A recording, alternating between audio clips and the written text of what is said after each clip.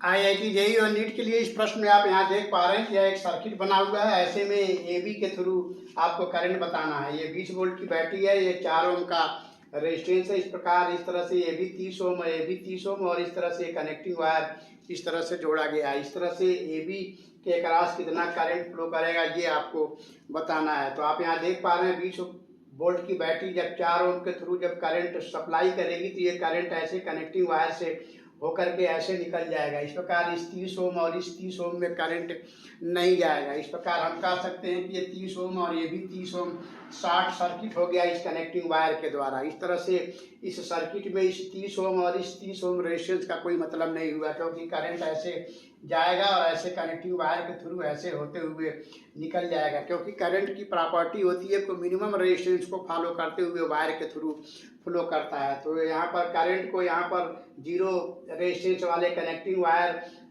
मिल रहा है फ्लो होने के लिए, तो ये 30 ओम और 30 ओम के वायर में करंट क्यों जाएगा। तो इस प्रकार इस सर्किट को हम यहाँ पर ऐसे बना सकते हैं।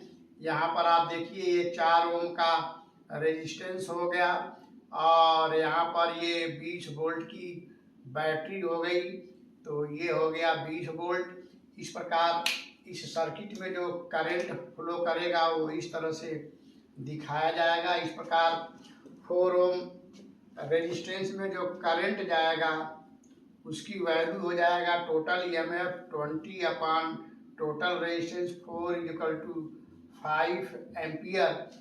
और यही 5 एम्पियर करंट जो होगा यहाँ पर इसके थ्रू जाएगा 5 एम्पियर।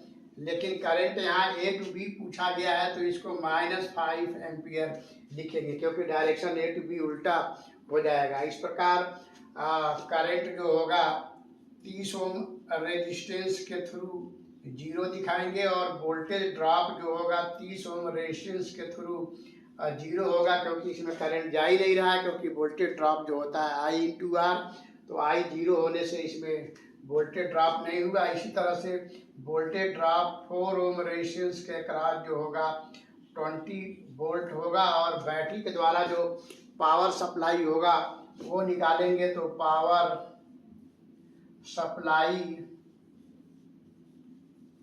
बाय बैटरी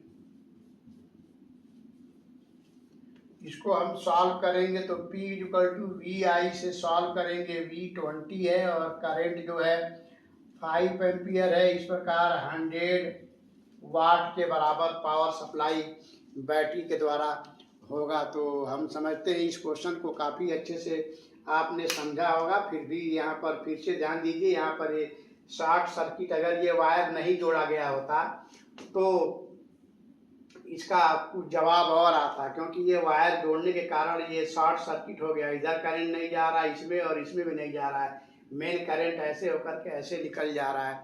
तो यहाँ पर बैटरी के द्वारा जो पावर सप्लाई हुआ वो 100 वाट हुआ और 4 ओम रेजिस्टेंस में जो वोल्टेज ड्रॉप होगा वो 20 वोल्ट और 30 ओम रेजिस्टेंस इसमें वोल्टेज ड्रॉप और 0 होगा, करंट भी 0 होगा। और इस प्रकार इस सर्किट को इस तरह से यहाँ बनाएंगे। तो हम उम्मीद करते हैं कि इसको काफ़ी अच्छे से आपने समझा होगा। तो फिर मिलते हैं नेक्स्ट वीडियो में किसी और अच्छे क्वेश्चन के साथ। वहाँ पर और कुछ अच्छी बात हम आपको बताने की कोशिश करेंगे। तो तब तक के लिए थैंक यू।